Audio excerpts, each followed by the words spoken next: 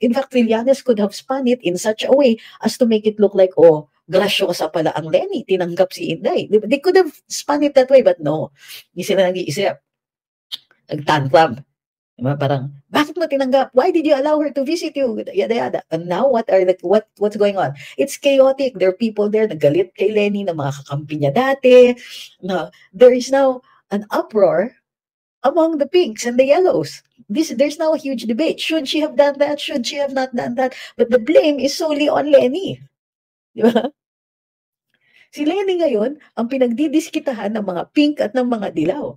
This is not, kumbaga, you can't pay for this kind of, this kind of reaction.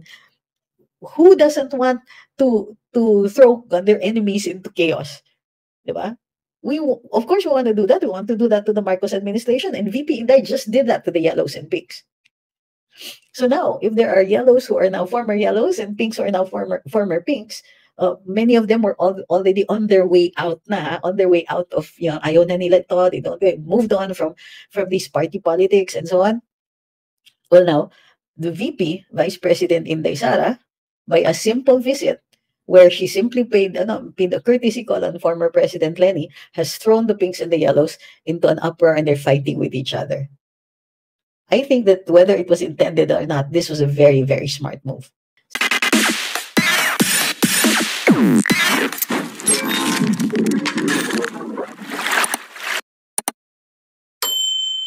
So sa araw na ito, ang ating topic dalawa, ang PDP National Assembly na ginanap kahapon at ang ano ba to?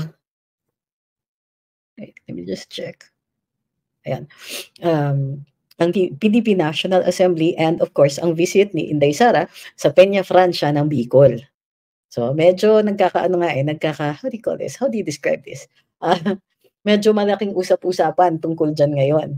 So let's get down to it. PDP National Assembly, kahapon po. At ang ine-expect na dumalo ay marami na dapat yung mga 800, di ba? Pero dahil may mga representante na nanggagaling sa iba't ibang lugar dito sa Pilipinas. In fact, dapat represented nga lahat ng rehiyon. And guess what? All the regions not only were represented, pero ang dami nila. Front, right, center, left, punong-puno yung venue. Thank you kay Mon Muset at kay Ed Arellano. And I think everybody was a little surprised na, ang daming tao. And what does this mean? It means buhay na buhay ang partido ng PDP. Nanawagan lang si Presidente at sinabi niya, nagkaroon na kasi ng National Convention recently. Thank you kay Leng Lang at kay Ma'am Dalia. So nagkaroon ng very recently ng National Convention and supposedly dapat natapos na yung pagpili ng mga kandidato. Pero hindi pa nga po tapos doon sa mga local levels. So this National Assembly really, its purpose was to consolidate forces, to start planning to complete the roster of officers in time para maghanda na sa susunod na halalan. At bukod pa dito ay syempre para i-firm up yung national candidates. Salamat kay John Unified. Diba? Ang saya. So, PDP, sabi ng Miss A, PDP plus Hugpong. Hugpong is a local party as of now. Titingnan pa po natin kung ano magiging developments dito sa larangan na to. So, of course, the chairman emeritus ay si former President Rodrigo Duterte, but the executive vice president is, of course, Mayor Baste Duterte. The national campaign manager is Senator Robin Padilla. So, yun. May mga nagpahayag na sila po ay nag-announce sila na gusto nilang tumakbo bilang senador. At kasama na dito, of course, ang dalawang current na senador, Senator Bato de la Rosa and Senator Bongo. Nagpahayag din ang ilan, hindi pa natin inaano dahil they're considered pa rin nominees. Thank you kay Siegfried at kay Yvette. Nagpahayag sila na willing silang tumakbo bilang senador dahil hindi pa kumpleto ang slate, tumanggap pa ang partido ng mga nominees na kailangan pang pagpulungan ng executive committee. So gearing up na po ang ating pang partido ng PDP para sa darating na halalan. Okay, so para dun sa mga nagtatanong, yes po, sinama po ako sa list ng mga nominees na isulong po yung pangalan ko bilang kandidato para sa pagkasenador. But I still have time to think about it kasi nga hindi po ako inclined to this day to run for office at all that high. Ang presence ko at the PDP assembly is primarily to assist or to help in any way I can kay dating Pangulong Rodrigo Duterte. Dahil hindi na po siya Pangulo, what we're doing here is helping safeguard the legacy of this person. So that's the reason why I attend these events. He invites me to go and I participate, and sometimes we volunteer whatever we can to help out in the endeavors of the former president. So ano daw ang status sa politics si Philip Salvador? Right now, I think everyone except for the sitting senators are considered nominees, and pag-uusapan po at pagdidecidean ng executive committee, ng EXECOM ng PDP. So hindi pa rin po decided yung final slate for the Senate ng PDP right now.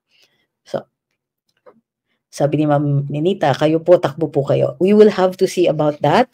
Hindi po ako hindi ko po sinulong ang pangalan ko. I was nominated, but like I said, I prefer really to help in other matters kasi, I understand that the next elections are going to be rather quite possibly chaotic.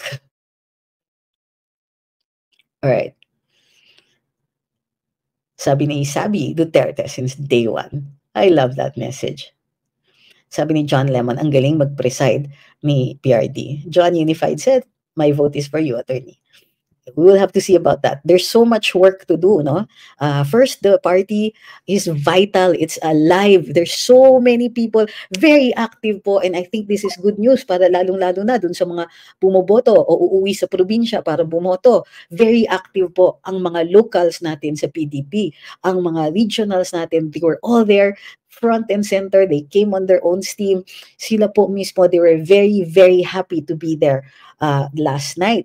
At of course, ang saya-saya nila dahil nakita si FPRD at siya pa po ang nag-preside over the concerns of the party for last night. It was a good opportunity for people to see each other and also to be seen. Nakita natin ang daming, can you imagine, at most it was a hope and a prayer na may 800 na dadating. If we're lucky, almost twice that showed up very happily, presenting themselves ready and willing to participate in the 2025 elections. Bernadette is asking, is it legal po? AKAP is asking for personal info such as precinct number, name, ID, job, etc. I think that you can protest that because these people are liable under the Data Privacy Act if they use that information for anything other than what it is needed for in order to get the AKAP. Hi kay Raymond. Sabi niya, first time niya sa FB, lagi siya sa YouTube. Teacher Raymond from China. Ang ganda. Sabi ni Alex Sunlight, yes, let's vote in. Vote PDP laban candidates. Yes. Okay? So, remember that this was a meeting of the party. So, I understand na marami sa inyo, mayroon kayong mga gustong patakbuhin, ano? Pero yung mga kailangan tumakbo doon ay, well, they have to be, how do you call this? They have to be members of the party para ma-endorse. Ngayon, kung hindi sila, membro sila ng ibang party, there must be an agreement between the two parties to support certain common candidates. So, that's work that still has to be done.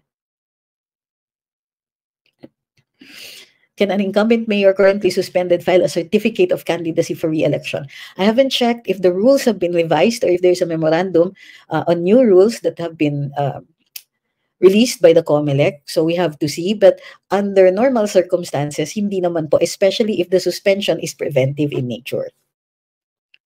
O sa mga nagtatanong tungkol kay Kong Marcoleta, uulitin ko po, iba po ang partido ni Kong Marcoleta. Now, he can be invited to be part of the PDP slate, but that is a decision that still has to be made by the EXECOM. Although, I'm pretty sure that many people would be very proud to have Congressman Marcoleta in their party. Barkadahan forever, sana po tumakbo din kayo kasama ni Attorney Vic, Attorney Harry, Attorney Glenn, Ka Eric, and Doc Lorraine. I understand po, and I'm very, very grateful na ang tingin ninyo is that kaya ko na tumakbo or even manalo or anything like that. But right now, my concern first is to help out dito sa mga maisog rallies and so on, dun sa pagpapahayag ng mga concerns natin, sa pag-agitate for change, But we will see. We will see po. Like I said, only one person can actually convince me to run. And although he has issued an invitation to me, we will have to see if the timing is right. Okay? So, ang hirap kasi naman mag-no kay dating presidente, di ba? But at the same time, we don't want any resources to be wasted if if you run and then it's not going to be successful. I don't want to let the party down or to let down the former president, many of whom put their faith in me. So I want to be worthy of that faith. So, but what I do want to tell you is that we can all be excited about the PDP right now because exceeding expectations, people are so happy to be participating in these proceedings, in these excuse me, in these elections. I apologize. I have a cold again. Larry Magnait says, advantage talaga ang abogado sa Senado. Wag lang gagaya sa iba dyan. Nakapwesto na pero nilamon ng sistema. Hmm. Hmm. Sabi ni Watsinangong, at least sinama ka sa nomination. Good sign po yan. Actually, if I had manifested that I wanted to run, it would have been very easy. It could have been passed and seconded and passed there. But right now, I don't feel that I am ready to even make that decision. So please be patient with me with regard to that.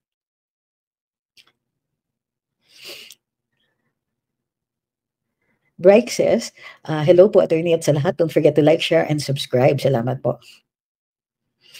Elsie says, sana complete 12 senatorial candidates ang PDP para straight vote na. I admire your enthusiasm, and yes, we should be enthusiastic and supportive of the PDP. Sabi ni Robert, it's not that I don't agree with you running as senator, but I think it will be most helpful being the brains behind the scene. I like how you think. Harem says, sana tatakbo kang senador, ikampanya kita sa pamilya ko sa Pilipinas at lalo ikampanya kita dito sa HK. All the way kami straight vote na talaga. Yan. Yan, sabi ni Freedom for All, kung gusto nyo patakbuhin si Attorney Flix, paabutin natin ng 20 million plus ang followers para sure may numbers tayo na ipanalo and PDP slate senatorial candidate. Uy, maraming salamat. That certainly is very, very practical and very useful. Thank you kay Red Aguila. Maraming salamat po ha. Times 3. Sabi ni Juan, marami kami nakaabang sa good deeds nyo. Uy, salamat po ha. Ito sabi ni Joe Harry, from Cotabato daw po siya, 1 vote daw for senatorial position. Thank you. Uy, thank you, Ma'am Dalia. Sabi ni John, our family clan is solid Duterte since day 1. Thank you kay Jing, thank you kay Mandy Cruz. Sabi ni JJ, 2 eleksyon na natin napatunayan ang lakas natin. Thank you kay Shian Moore. Opo, pero tandaan po ninyo, ang current na nakaupo sa administrasyon will not be as forgiving or as as open with the democratic space as the current administration. Thank you kay Ma'am Dalia, times 4, at kay Ma'am Sheila. Sabi ni Jenny, ay nako, mali ka naman dyan. Sabi niya, oh my God, with complete, Robin Padilla pa rin, iboboto ninyo, wake up people. Hello, Jenny, he's not running. Wag kang magpa-stress ng sarili mo. Nakakaloka, sisiraan mo na rin lang si Senator Robin. Ayusin nyo naman. Hindi po siya running for re-election. Hindi pa po, may 3 taon pa po siya. O, tapos nag-flood ka pa, wag po ganyan.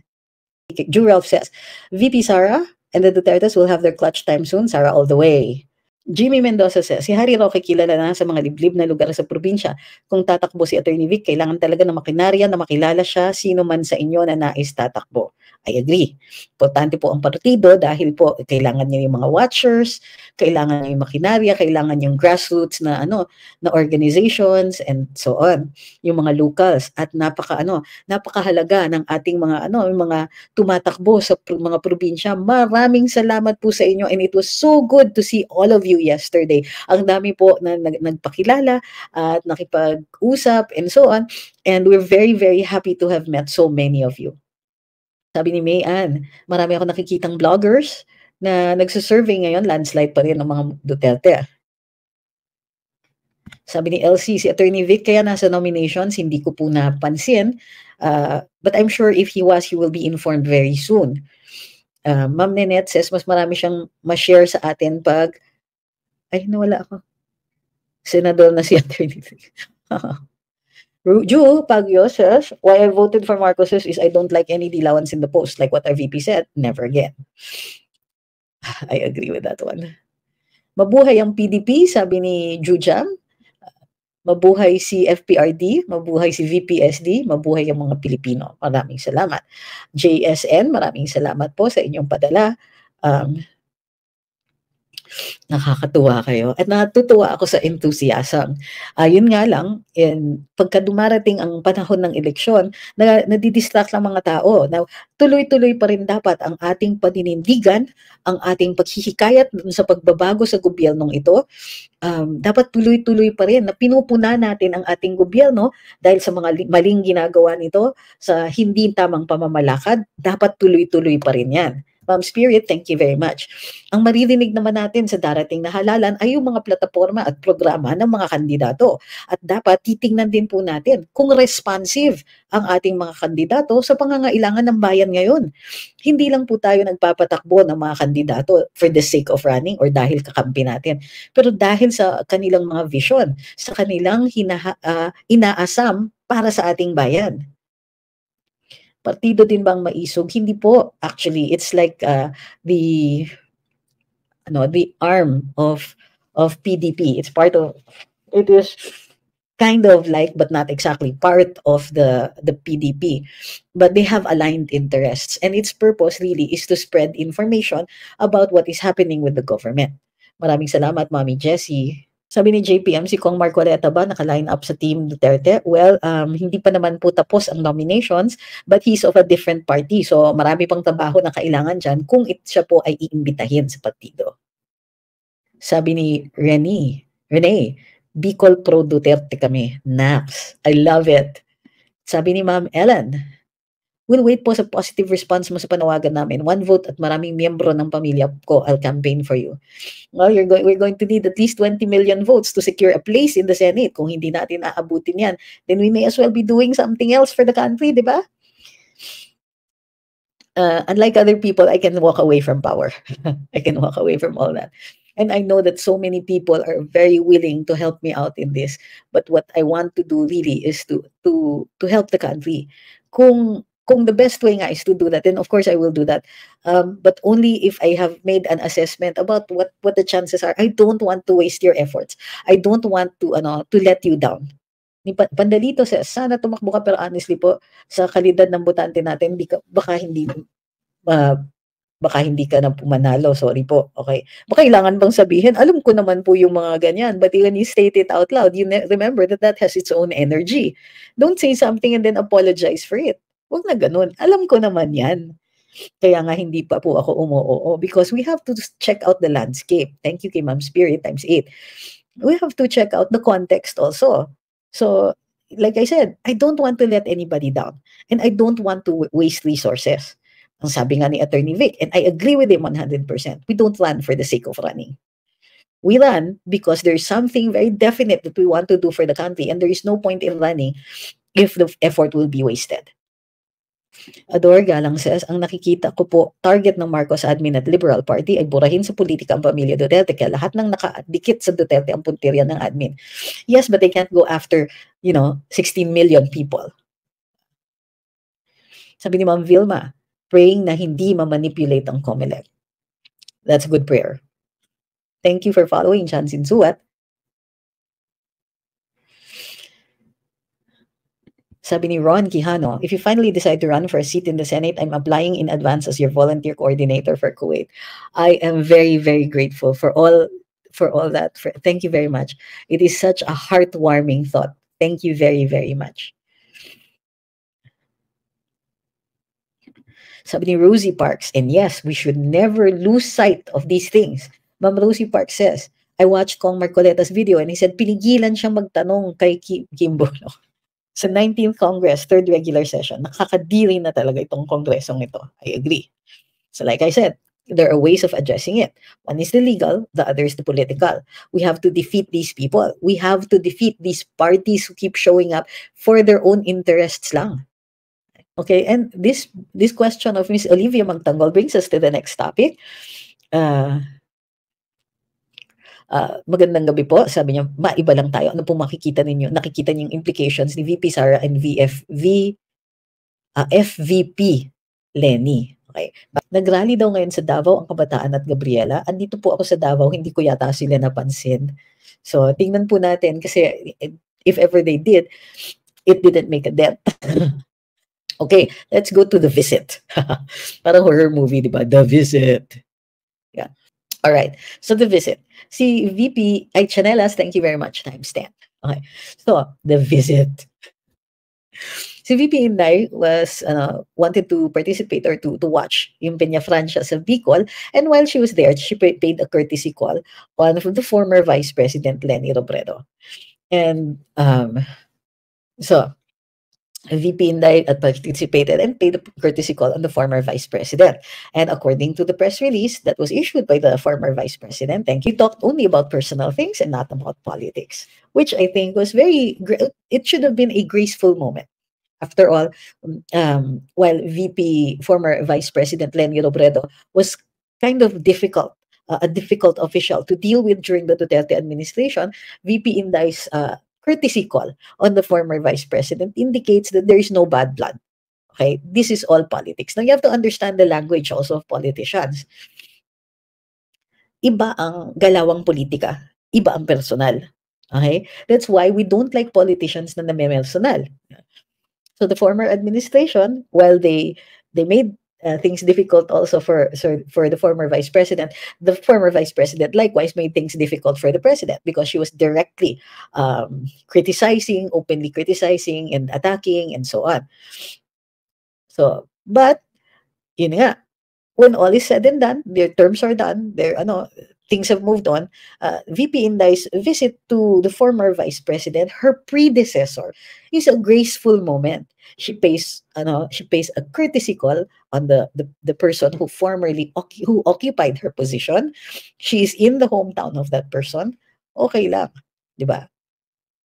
However, it would be a mistake to say that VP Inday meant nothing about it. No, it was something. It's a courtesy call, and it shows that she, everything that had been in the former administration is water under the bridge. The same goes for former Vice President Leni Robredo. By meeting with VP Inday, she is also indicating that what had transpired in the Duterte administration, while she may not let go that easily, she acknowledges, one, that Inday is the current Vice President, and she's willing for her to receive her courtesy call, as well as be willing to move on to other things. I don't think that forgiveness is anywhere in the horizon right now, but there we have it.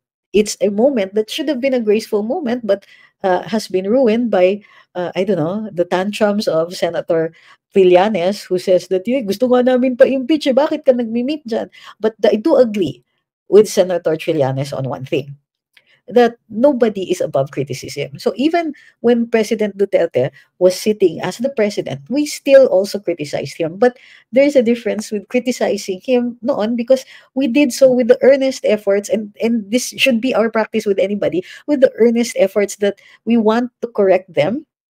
We want to correct them because we love them. So yung visit naman ni VP Inday, like I said, remember that VP Leni is her predecessor. And this is the first time yata sila magkakaharap uli. And this time under very different circumstances. As the successor to VP Leni, I'm very sure that they could have shared horror stories, war stories, and so on. But this is a strong indication that you can move on. You can move on from anything like that. Now, what may have been intended or not intended, we are not going to ever be sure about it, is the chaos that came after. Now, the VP had this nice visit. Former VP Leni says it was a visit. It's okay, no big deal, di ba? Moving on. Pero may mga nagtatantrums nga. So why are they, why all the tantrums? These are knee-jerk reactions. They have not been thinking about it. They could have spun it any way they wanted to. In fact, Trillanes could have spun it in such a way as to make it look like, grasyosa pala ang Leni, tinanggap si Inday. They could have spun it that way, but no. Hindi sila nag-iisip. Nag-tantrum. Parang, bakit mo tinanggap? Why did you allow her to visit you? Yada yada. And now, what's going on? It's chaotic. There are people there na galit kay Leni, na mga kakampi niya dati. No, there is now an uproar among the pinks and the yellows. There's now a huge debate. Should she have done that? Should she have not done that? But the blame is solely on Lenny. Di ba? Si Lenny ngayon, ang pinagdidiskitahan ng mga pink at ng mga dilaw. This is not, kumbaga, you can't pay for this kind of, this kind of reaction. Who doesn't want to throw their enemies into chaos? Di ba? Of course, we want to do that. We want to do that to the Marcos administration, and VP Inday just did that to the yellows and pinks. So now, if there are yellows who are now former yellows and pinks who are now former pinks, many of them were already on their way out of, ayaw na nila ito, they moved on from these party politics and so on. Well, now, the VP, Vice President Inday Sara, by a simple visit, where she simply paid a courtesy call on former President Lenny, has thrown the pinks and the yellows into an uproar, and they're fighting with each other. I think that whether it was intended or not, this was a very, very smart move. So, after that, dumalaw naman si Sec Abalos, and nagkagulo na naman yung naratiba. Kasi originally, people were saying, bakit bumisita si VP Inday? Did you notice na yung mga DDS, yung mga rabid supporters or vigorous supporters of VP Inday, they asked, bakit niya dinalaw si Lenny? Pero hindi galit. And we just wanted to know, di ba? Bakit? Ganyan. And then, here comes Benhar Abalos also paying a courtesy call on VP Lenny. And ako, I seriously think that there's some kind of damage control involved in that one. What?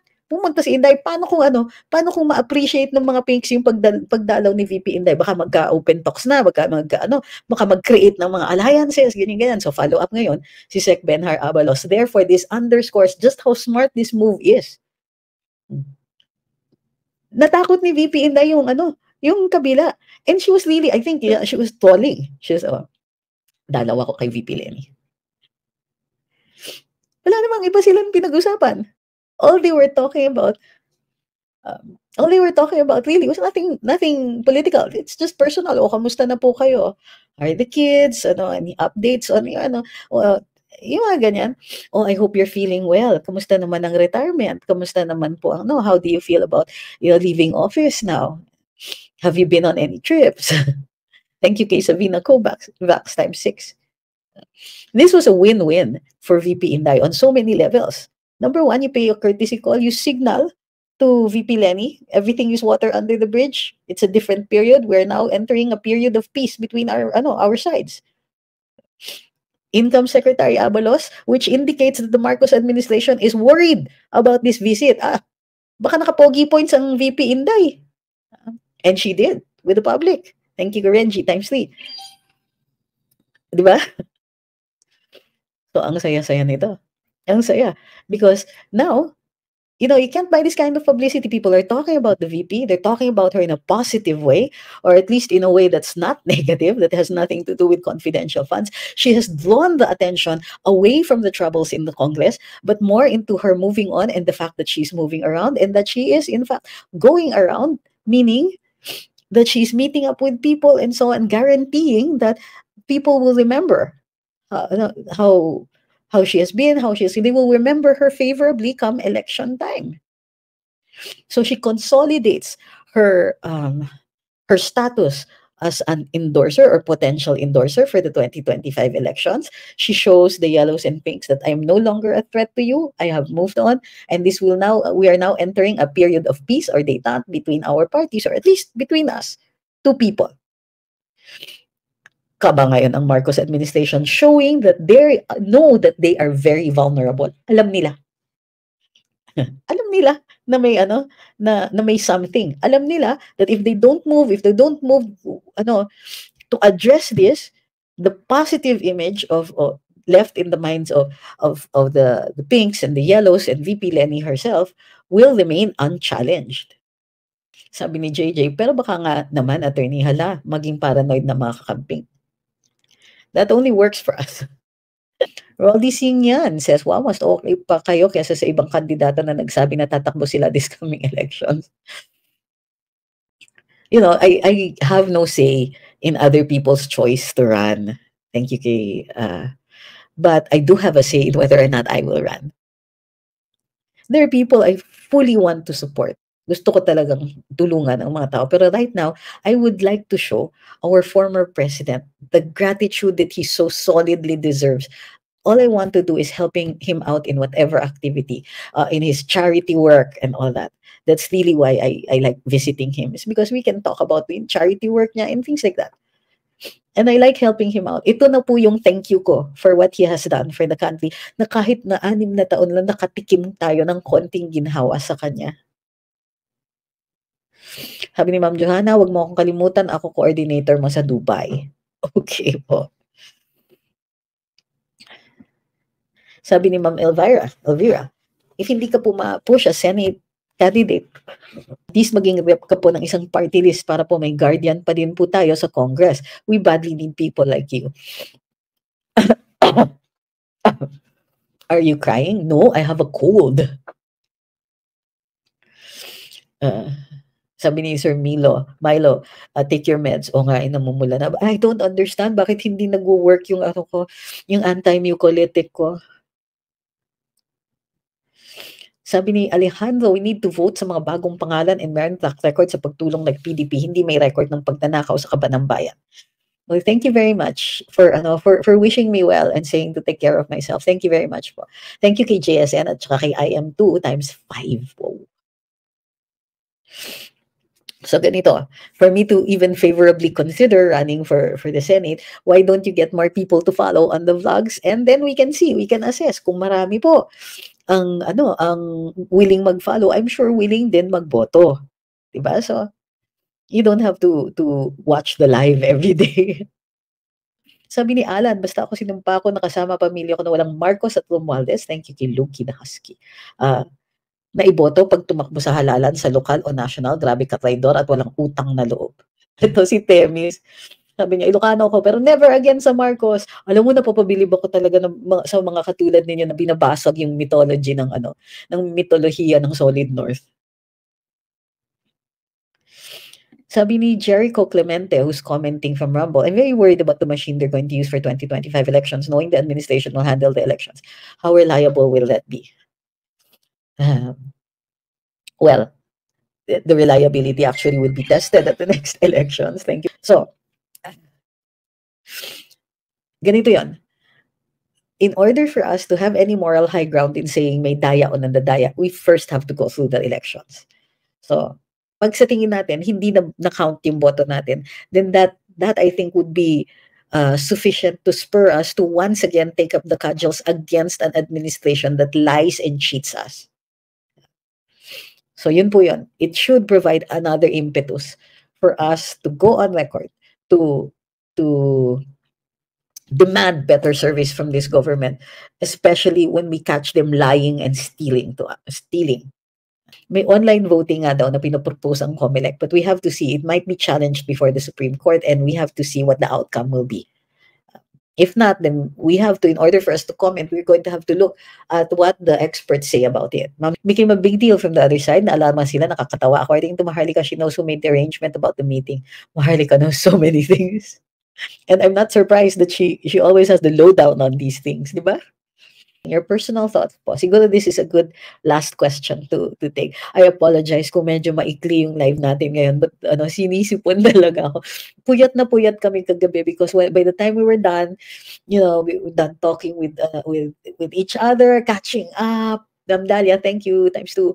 Yung mga ganyan, and then seeing all these people again and so on. I'm so my heart is full, but I'm super, super tired and I need more sleep. So, sabi ni Young Hanson, you're still the oracle. Thank you so much. You're welcome. You're welcome. Sabi ni Joseph, understandable that it shows courtesy of the former VP, which is Lenny, but both of them are politicians, which stirred things on that, and now leave allies speculating. It's good to be talked about if you're a politician, di ba? Rod SF, thank you very much. Katibinag daw was at Maisog rally kanina, and I'm so happy that she was. Please rest muna, sabi ni Loki the Husky. Alright, because I'm really grateful for everything that you said. Hi, Sir Dan. Sabi ni, nagpadala po si Dan Alhambra. And sabi ng iba dito, rest is the key. Let me just tackle a few more questions. Tapos paubutin siguro natin kahit ng 1 hour, that's 8 minutes from now. Jorge Abarca says, galing ng tactics ni VP, smart move. Because she's a very smart and savvy politician. Remember that always.